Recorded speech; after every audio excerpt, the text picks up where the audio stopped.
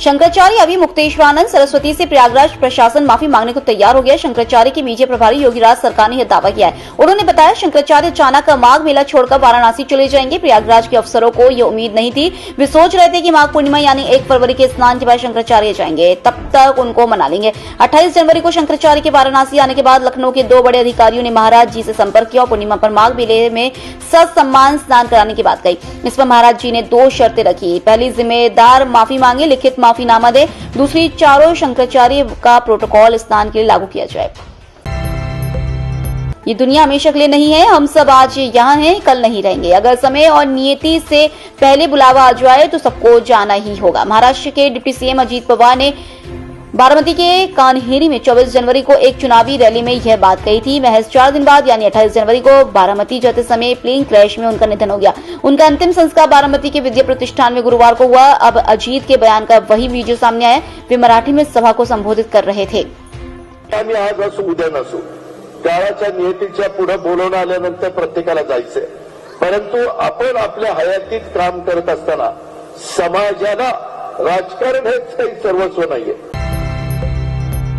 Budget सत्र का शुक्रवार को तीसरा दिन है। संसद में इकोनॉमिक सर्वे पर चर्चा हो सकती है। गुरुवार को वित्त मंत्री निर्मला सीतारमण ने लोकसभा में इकोनॉमिक सर्वे पेश किया था।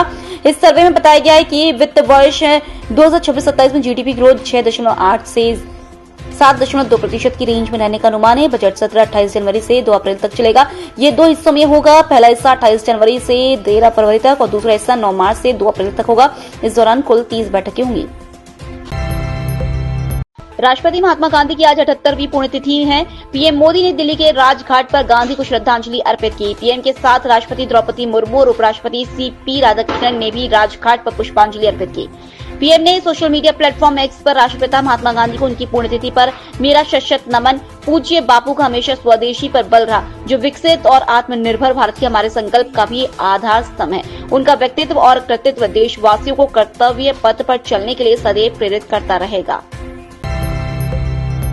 जम्मू कश्मीर में बर्फबारी के कारण भीषण सर्दी पड़ रही है। अधिकांश जगहों पर गुरुवार को रात का तापमान 0 डिग्री से नीचे चला गया। सोनमर्ग सबसे ठंडी जगह रही। यहाँ पुआरा -11.2 डिग्री सेल्सियस दर्ज हुआ। गुलमर्ग में -9 और कुपवाड़ा में -3.5 डिग्री तापमान रहा। इधर मध्य प्रदेश और राजस्थान के कई जिलों में शुक्रवार सुबह घना कोहरा छाया रहा। एमपी के ग्वालियर में भिंड रोड हाईवे पर कोहरे के कारण एक ट्रक ने कार को टक्कर मार दी। इससे कार सवार सभी 4 लोगों की मौत हो गई। मृतकों में 2 महिलाएं और 2 पुरुष थे। अमेरिका में जन्म लेने वाले बच्चों को सरकार की ओर से $1000 दिए जाएंगे। यह रकम बच्चों के नाम से खोले जाने वाले एक सोशल अकाउंट में जमा की जाएगी। यह योजना पिछले साल राष्ट्रपति डोनाल्ड ट्रंप ने शुरू की थी। अब इससे अमेरिका की बड़ी बड़ी कंपनियों का समर्थन मिलने लगा है। इस योजना को ट्रंप अकाउंट कहा जाता है। व्हाइट हाउस के मुताबिक यह एक टैक्स फ्री सेविंग अकाउंट होगा, जिसमें सरकार बच्चों के भविष्य के लिए शुरुआती निवेश करेगी। इस खाते में जमा रकम शेयर बाजार में निवेश की जाएगी ताकि समय के साथ यह बढ़ सके। इस योजना का लाभ उन बच्चों को मिलेगा जो 1 जनवरी 2025 से 31 दिसंबर 2028 के बीच अमेरिका में पैदा होंगे।